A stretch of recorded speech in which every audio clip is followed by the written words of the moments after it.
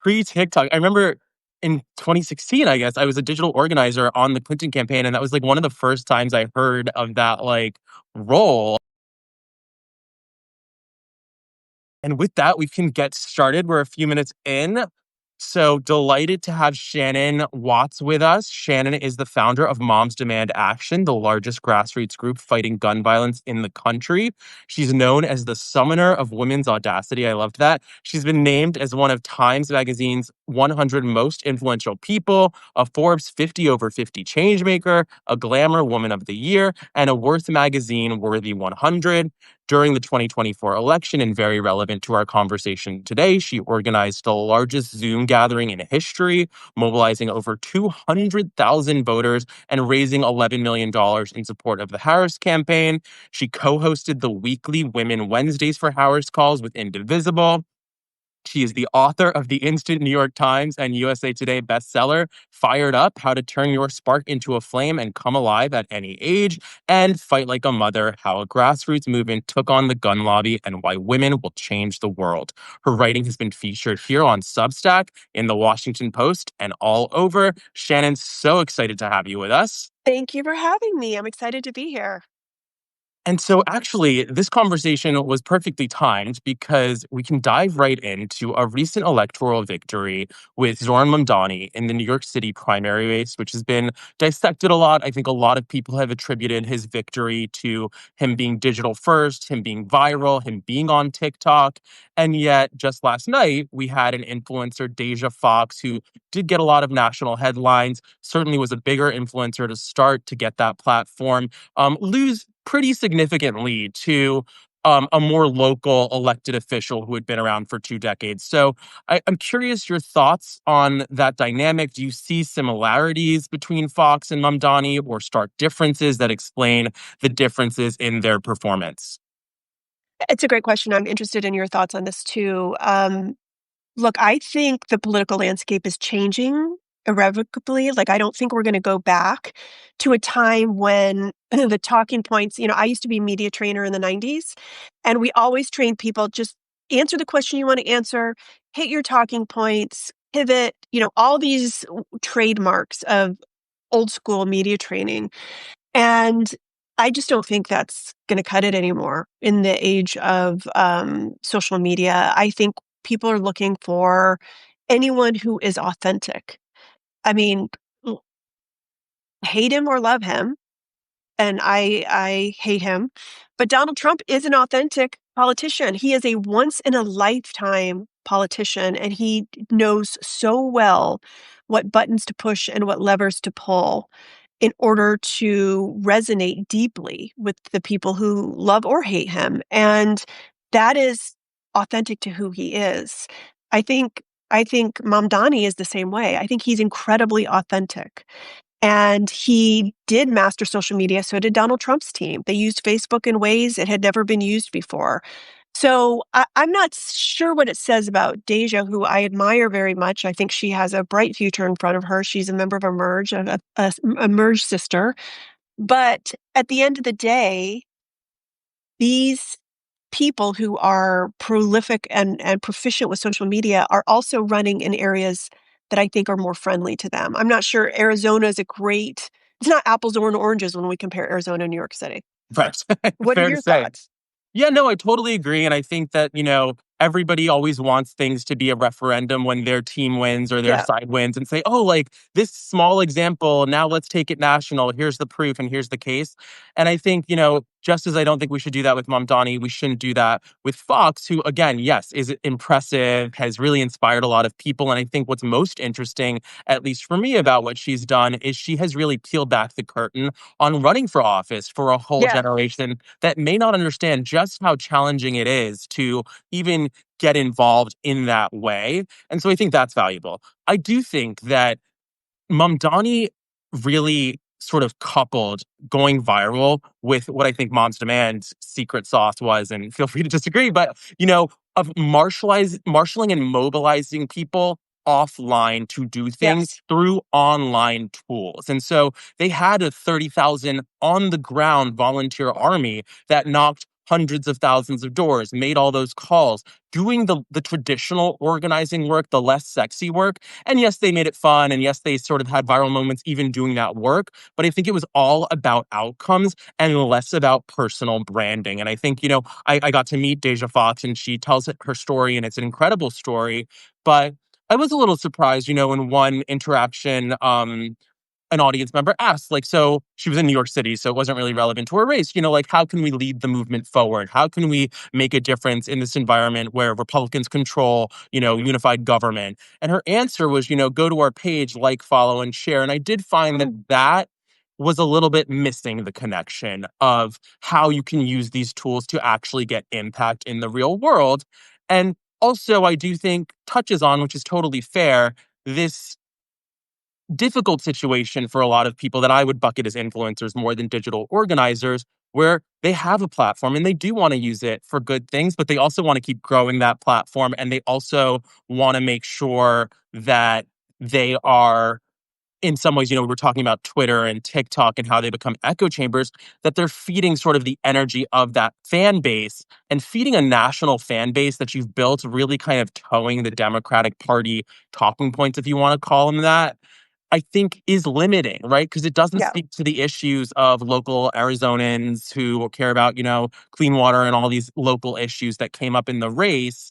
And also, there is sort of almost a lack of authenticity at some point because Yeah. so many people are saying those things. Whereas I think Mamdani, what he did, and we've seen, a lot of coverage of this, he even got some 2024 Trump voters to support him because he wasn't saying things that we've heard 1,000 times. So I think being original and pairing it with the substance matters, and not necessarily substance I fully agree with, but, Yeah. certainly broke through barriers. I don't think Deja had, like, a grassroots team that was knocking doors for her. I would think she had a mainly, online supporters. I mean, don't get me wrong, she had, like, Busy Phillips was an amazing, spokesperson for her, and she had a team of huge followers across the country. But in Arizona, that's where the rubber meets the road, right? And so who is knocking doors? Who is having conversations with Arizonans about issues that Arizonans care about? And I think Mamdani did that well. I mean, he walked from one end of Manhattan to the other, right? Right. He wasn't just really proficient online. I'm sure it helps that his mother's like an award-winning filmmaker, right?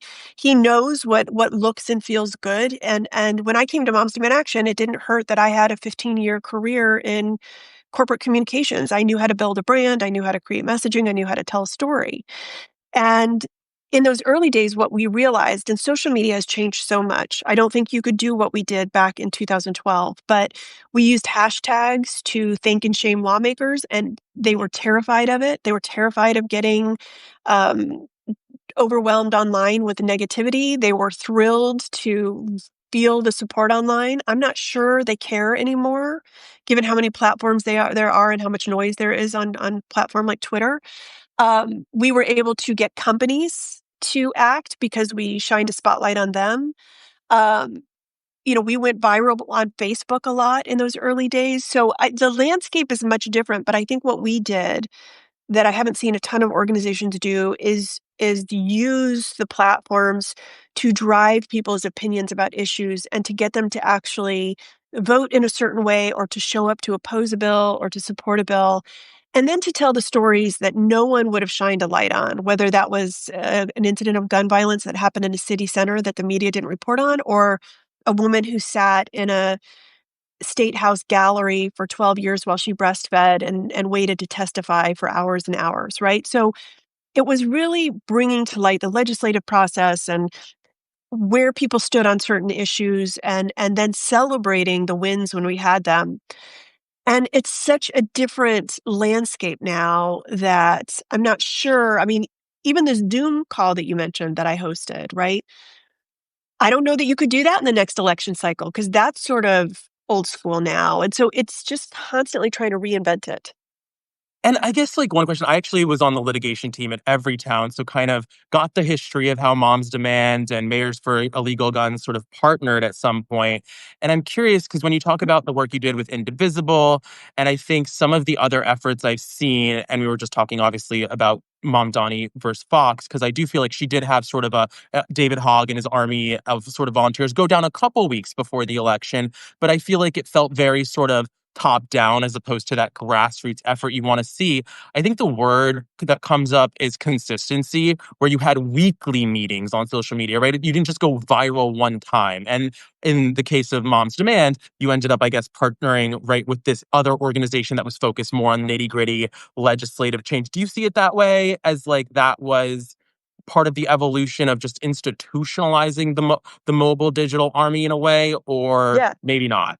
Yeah, so I would say a few things. First of all, we as Democrats have to get out of the mindset of knocking doors every 4 weeks before an election. This has to be a sustained effort. It has to be relational organizing. People need to know who our candidates are and where they stand on issues, but also they need to hear from Democrats. I mean, Republicans have incredibly strong local groups that you can join and be a part of and feel like you're part of a community all year long, not just right before an election cycle. So I hope that we change that in states red and blue. The other thing you talked about was control. What I've learned as an organizer leading Moms to Action is that you are always, always trying to achieve balance, and you will for a little while and then it goes away. So it's a constant effort to be not too top down because then it's too controlling, and not too bottom up because then it's chaotic. There's somewhere right in the middle where you are all on the same page, but the grassroots feels like they have a say, and that they're not just hearing no, that they have license to behave and act with authority and independence. And that is a really big struggle. And not a lot of organizations can do that. And I think Moms Demand Action, for the most part, has done a really good job of that. But to your point, if you don't have a grassroots, you're always going to seem too top down, right? Because you're not a real grassroots organization. You're just a brand. You're just an influencer. And so, I think that as we factor in all of these things going forward, it's really important to remember social media can only get you so far. We have to have people who are authentic, and we have to have leaders in the party who are authentic. I think what we're seeing, some of um, the influencers are rising to the top in the organization because the leaders that we have are subpar. If I could be Yeah. so blunt. No, I totally see it that way too, where it's almost like shopping out, like, oh, we have this like comms problem, we don't know what to do. We have a messaging problem, we don't do like, let's get this 20-year-old who has a Yes. million followers. And I think like it's interesting to see the evolution too, because I feel like 10 years ago when I really started doing some of this stuff, it was like, such an honor to be like a blue verified badge, and everyone was fighting over that. And you can debate like the gatekeeping of all of that. But I think we went from a model where experts and leading voices and Yes. people who had actually done stuff built a following by sharing their expertise and their insights in a very accessible, digestible way. And that was somewhat good. Yep. And now we almost have it like, if you went viral for any reason and you inherited 100,000 followers from that, suddenly you're an influencer. And now you're going the other way where you're trying to like quickly read the Axios article and read it out loud so you can go viral, but you know nothing about the topic. I think that Yes. becomes harmful.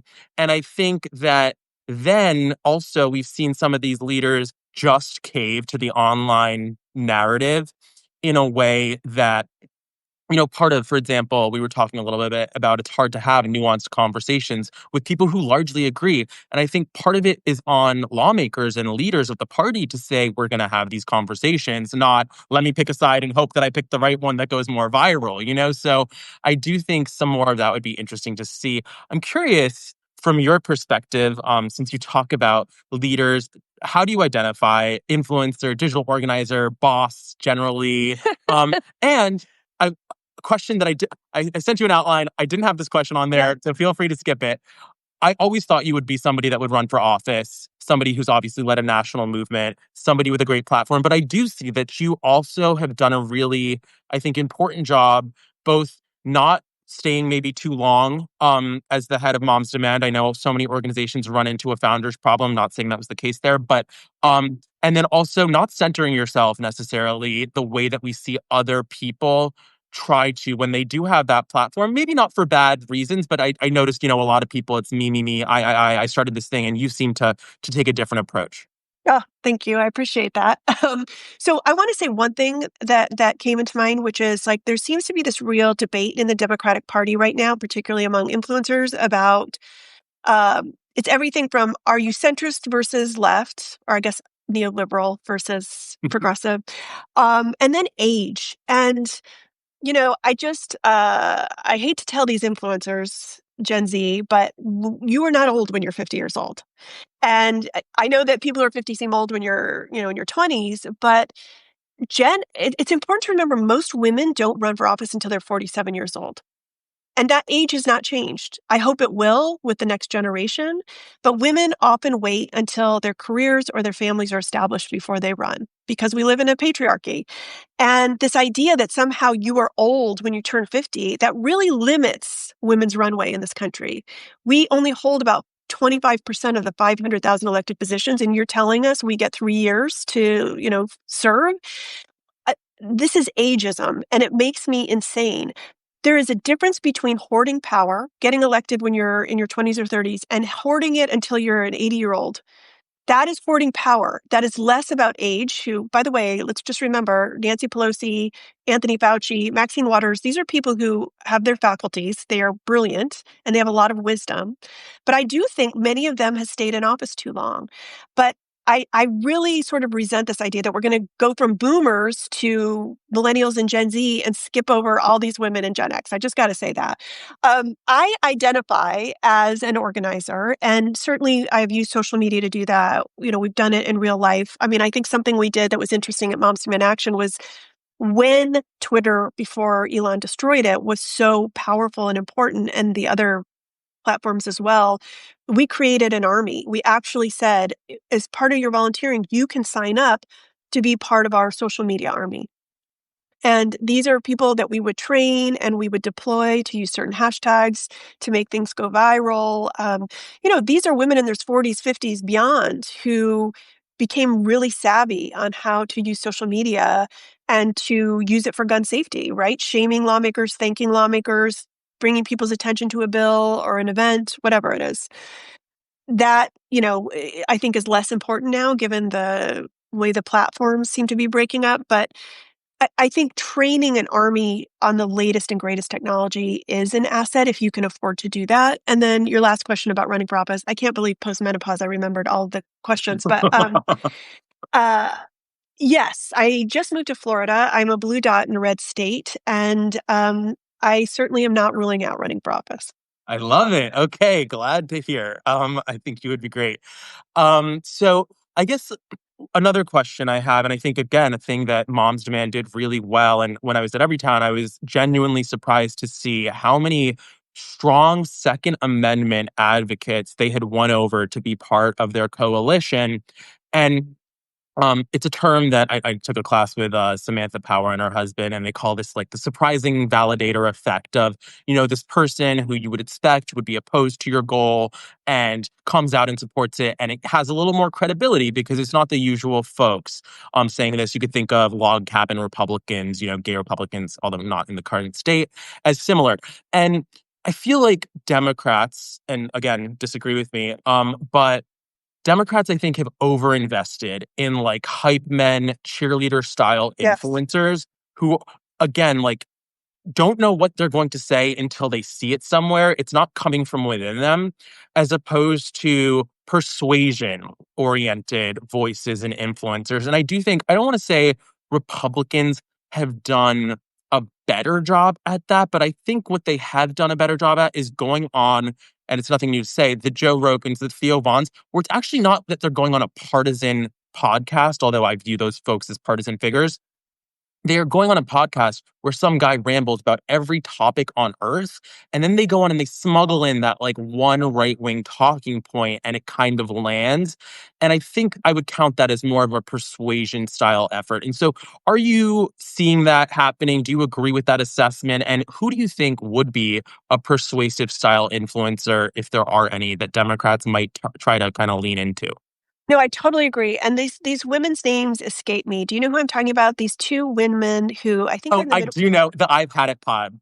Yes, They're like hilarious, and they were their like I think on I've Had Bravo It or pod something. is such an They are so funny. example of that because they're very authentic. I think they have, opinions that are sometimes counterculture, and they're not afraid to lean into things that are going to create, blowback. And um, they're just sort of these two random women who've accrued more and more power. And I think that's really fascinating because I do think that that's how these things happen.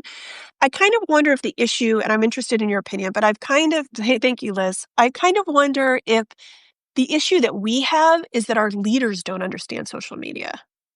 Like Donald Trump, for as, you know, horrible human as he is, understood social media. He understood entertainment. And we have, Chuck Schumer referring to it as the social media. And I just think part of this, if Cory Booker is training our lawmakers on how to use, Twitter and Instagram, we're in real trouble. And those people aren't giving power and attention to the younger people, right? AOC and whoever else, Jasmine, all these amazing women. And so I kind of wonder if the issue starts at the top. And again, these younger people who don't have a lot of substance yet or ever are filling the vacuum. Yeah, no, I totally agree. And actually, I think it does relate back to your point about like, sure, we don't need 80-year-olds, but that doesn't mean we just like knee jerk react and have 20 year No. olds.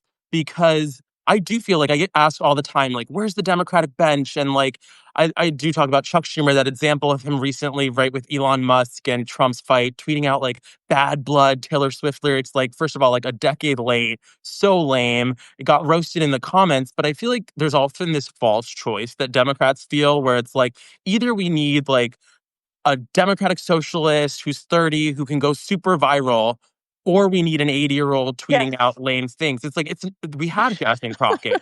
We have, a lot we have people like Raskin and stuff who I Yep. think understand it much better. They're not 20, but they're not 80. And they are they understand how to give that like little speech and riff in a hearing that's gonna go viral. Jasmine Crockett, I Yes. think, is absolutely a star in that. And those people do seem to get overlooked in a way that I think is of concern because, again, we should be using this moment to empower those folks and I think like make sure they have the follower army that they could use as opposed to right now it seems like and I get approached by these folks too is like we're going to have another third party bundler that's going to have 20 influencers on a circuit that's going to go around and say this stuff. And I think what's interesting about it is all the politicians also kind of are playing into that game a little bit where they want the following of whatever random influencer is there, but then they're conforming to that person's audience and views as opposed to the reverse, which is how leadership should work. So I have seen good evidence of that from Crockett, I think. But the other thing I think that we have to remember is that, and I don't know how we fix this, and maybe you have ideas, but we are always going to be at a disadvantage as a party because we are not willing to create conspiracy theories and disinformation and lies for entertainment purposes, which Republicans do. I mean, that's what, they're experiencing the blowback of that right now with Right. the Epstein issue, right? That's all like an own goal because they created all of that and they did it for, clicks and to persuasion and to create energy. And I just, Democrats are sort of like, they intellectualize everything. And I think that's good because we're often we have more integrity and we're on the right side of the issue. But it also is a disadvantage because that's not as enticing. Absolutely. I was just talking to a journalist about like how Pizzagate back in 2016 Yes. led to somebody showing up, right, with an Yes. AR-15 at Comet Ping Pong. And from that to January 6th insurrection to this Epstein drama is a straight line, I think. Yep. And I do think that Democrats are, I think, more hesitant to lean into conspiracy theory, but I also think that it resonates a little less with their base, even if they tried, because I do think that Democrats are generally more committed to institutions, whether that be Yeah. mainstream media, whether that be government in general. They're more trusting. And I think that's changing, by the way. I do think that there's been a rapid decline in trust of institutions, not just because of Trump, but because of the way mainstream media has handled the last 10 years among the left as well. And we've seen a lot of people on these Substacks and everything like that. So I think that's positive. But I do think that Democrats also drop the ball when there's an opportunity not to cross the line into dishonesty and conspiracy, but to, as Tucker Carlson says, just ask questions. Like, I don't know why, and they're doing a better job of it on this issue, but if Democrats can't make this Epstein list story last for months, they're doing something wrong, right? Like Yes. Benghazi was like obviously very serious story, My but God, I it was a hate that pretty word so much. I it forgot was like about Benghazi. right, like I mean, how they stretched that out, 7, 8 congressional hearings, nonstop, Years. years of coverage for something that's like if you go ask somebody to point Benghazi on that, they're not going to be able to find it, right? Like, it's not something that had a lot of salience in America, whereas this Epstein list does. Or same, I'd say, like the tension between Musk and Trump. Like, I don't see Democrats trying to add like gasoline to that fire, and they Yes. absolutely should. I think that's I a mistake. I hate when people say don't get distracted. There is nothing more irritating to me. Like, we can walk and chew gum. We can focus on a whole bunch of issues and not say that's a distraction. Like, if it is inciting the public and it is important for our cause, it is not a distraction. The other thing I will tell you is that I just think even separate from social media, Democrats are so bad at messaging. And I was at dinner with a congressman and I said, "How do you all get your messaging? Like, how do you get on the same page about things?" And they're like, there's no quarterback. And in fact, there's like some random man who's an author that sends them his thoughts on messaging. And then they all decide to use that. Like, it is so It's shockingly so believable that uncoordinated. you laid it out that way. It is so uncoordinated and so unprofessionalized, and I think the Republicans are exactly the opposite of that. I think they spend a lot of money on figuring out what presses buttons, and then they stay on it, and they are relentless, and they're really strategic and smart about that, and Democrats are not. No, absolutely agree with you. I always, since like, Fox News sends the memo on talking points to Yes, all the people, I never understood why progressives and Democrats have not taken on that tack, especially because everybody already thinks that is happening. It's just kind of logical that it would, honestly, in a sense. and So yet you it is might not. as well at least get the benefit of being organized that way. Like, Yes. it is And, pretty like, you interesting to could see. argue that the DNC could play that role, but they also don't. And I think, look, like, even the DNC is I I was somewhat impressed that within 24 hours they were all in on Mamdani, sorry. They say it wrong so often I confuse myself. But you know, I think that also Democrats always trip themselves up by sort of letting Republicans define the conversation. And Yes. it's out of virtue in a way where I think like they're just very literal and genuine. So Republicans pick a target, they pick a minority, they pick, some local official to target, um, and try to make them the national story and pick apart their life. And instead of just reacting and saying something like, it is absolutely wrong to, have the president of the United States saying racist, hateful things against this local politician who won a primary in New York City, one of the most liberal cities in the country, abjectly wrong, doesn't mean I co-sign everything he's ever said and done, every podcast comment he's made, every tweet he's sent. They like trip up to either fully wholesale defend the person and yes, like I'm gonna get a tattoo of him on my face, or it's like he's a villain, totally disavow. And I think that constantly, whether it's about drag queen brunch or whatever, it allows Republicans to always be leading on Yep. the messaging. And even now, right, like with Epstein, somehow we don't see Democrats leading on this, and I'm happy to see that Ro Khanna and folks have like That was introduced awesome. legislation to have that stuff done, and I think it makes sense. But I also think some of the most strategic players that we have on messaging aren't themselves charismatic. And I met Congressman Khanna several times, super nice. He's I would not say charismatic. he suffers from that affliction, but so do so many others, and I think that is a little tough because with a Mamdani, with an AOC, those are folks that I think are just so likable in a sense. And I guess the question I have for you is, do you think, and I think maybe you're somebody that's living proof of this, but do you think that moderates can go just as viral as more extreme voices on both sides of the aisle? Or is there something about social media that just is always going to reward the most sort of outlandish or far taken argument possible? I think the latter. I mean, I am seriously considering taking a break from Twitter after being terminally online for, 13 years because I want to see what it is like to be, and I consider myself a progressive, but I am not a socialist. And so I don't know, maybe that is me. Maybe I'm now a centrist. I don't know where I live really right now in the Democratic Party, but I think that we seem so polarized because I'm viewing every conversation through the lens of Twitter and social media. And so you're right that it doesn't reward the people who really represent the vast majority of the American public. It represents the two extremes. That said, I have seen through my work that politics is so cyclical.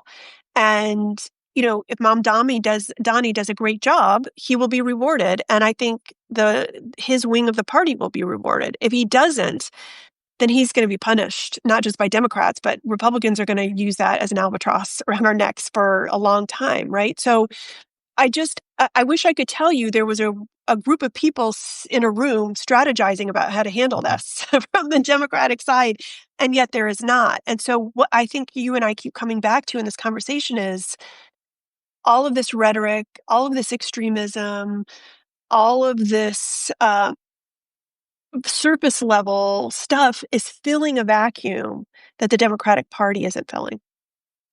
Totally agree. And in terms of sort of that approach, which I feel like Democrats want to double down on, in like sort of our last 5 minutes, I want to ask you about, do we need a Joe Rogan of the left? And also this sort of like podcast manosphere, this conversation, which I think is already being quite debunked, honestly, around, we got to talk about sex and we got to talk about like all this stuff to win back young men. Because I think like the argument I would make is like, do I want my lawmaker like being the one telling me about the club and like my sex life? Not really. Like, do I want them telling me I'm fighting for your sexual choice, for your sexual freedoms, for you access to sexual health and testing and all that stuff? Yes, I think like that's as far as it should really go. And we should make sure young voters do understand that one party wants to encourage their ability to do all those things and one wants to go back to, the 50s or before on that issue. But I also think we're already seeing Joe Rogan turn on Trump, right? You had Theo Vaughn questioning the big beautiful bill. You had that comedian Andy Schultz or whatever his name is, right, saying Trump betrayed all the promises. So I think it's kind of laughable that all these consultants and folks are like, well, let's totally switch gears and put it all in to win over these random podcasters who We don't are even know how to do it. and who are going to change their minds what if you do win, right? That's part of being an influencer, I think, is oppositional, right? Like you got to be criticizing, you got to be calling out the people in power, the conspiracy theorists too, right? It's not fun when no Democrats have control of anything to start talking about Democrats like and conspiracies, right? Like it's much more interesting to see, well, what's the DOJ doing? So I don't know your thoughts on that, which I already have a sense of, I think. Yes. I mean, I think based on the conversation where I think we should be investing our money, and that is in creating a whole infrastructure for the Democratic Party that is messaging and rapid response and long-term planning and thinking. I think we need leaders who have hoarded power to step aside and let the more charismatic leaders step forward. And, this idea that we need to create a Joe Rogan, I just don't think it comes back to what we were just talking about with the way Republicans behave versus Democrats do. I'm not sure there is a super entertaining Democrat in the along those lines, because Joe Rogan is full of shit, and so is Theo Vaughn, and they talk about conspiracy theories and they give misinformation all the time. And I'm a Democrat because we don't do that. So to Right. have I don't. Would I like a woman sphere? Yes, I would love to see that. I would love to see more investment in women who are using their voices and their votes to make a difference and to have more of a presence online. But, it's also important to remember, like, Midas Touch is the largest podcast, I think, right now. And there are other kind of rising podcasters on the left, and they do it in a different way. It's more news oriented. I think the silver lining in what we're going through right now is that everything is being reconstructed and redone, and hopefully, Democrats will figure it out along the way, but there are a lot of opportunities for leaders to step up, for influencers to step up, for new ways of getting news and information to emerge. I think that's really exciting. But I would not say Democrats are primed to take advantage of that. I totally agree. There is like a level of excitement in all of sort of the bad news, if you want to call it that, because I think that Republicans are very much right now lockstep behind Trump. And, we kind of know what the future of the next 4 years, at least, of that party looks like. And Democrats have this opportunity that they could, miss. Yes. But to have these conversations and restart and embrace a new approach and lift up a bunch of new voices, I think we have a lot of interesting people for 2028. I think even just we're talking about Jasmine Crockett and those folks, those people have not really gotten the national attention Yeah. that they should. And even a Mamdani, right? Like, have the conversations, have the disagreements, and then be on the same page. I think, Yeah. I'm not going to say vote blue no matter who, because I think it's a silly talking point. You have to earn people's votes. But I do think bringing people into that conversation is something that independents, disaffected Trump supporters, everyone wants to have that conversation. I don't think they want the America Party, but they do want something new, something different. And if Democrats can deliver that, I think that there's huge opportunity. The whole reason I think we lost in retrospect can be boiled very simply down to people want change candidates. And that might be the thing going forward. It might be every election cycle is a change candidate, unless I just don't think Americans often believe things are as good as they are. And that could be because we're getting swamped with so much disinformation. It could be because of social media. There's so many different reasons, right? We see other people's lives in other countries seeming better than ours. But at the end of the day, if you don't behave like a change candidate, if you behave like an entrenched person who's going to just, do more of what's been done, I'm not sure that's very appealing to anyone. Totally. Last question for you. Thank you so much for joining. This was a really enjoyable and interesting conversation. I hope our viewers agree. What's one change you want to see before 2026 from the party on messaging, on their organizing efforts, approach to influencers, anything? Let women lead. There should be Stacey Abrams should be in charge of the DNC. The speaker, the Senate minority leader should be a woman. There's nothing that makes me more angry than when I hear people say, "Oh, Democrats can never run a woman candidate." I mean, that's actually the takeaway from so many people after this last election, that we can't run a woman. It's absurd. Nothing could be less true. And I would like to see fewer white men running the show and more diversity, which is what our party is. Love it. All right. Thank you so much. Have a great afternoon. Thanks for having me. Yes, awesome. Thank you all for joining us, and looking forward to Shannon in office one day. Hopefully, we will see. That's part two. Okay, bye. Thanks. Bye.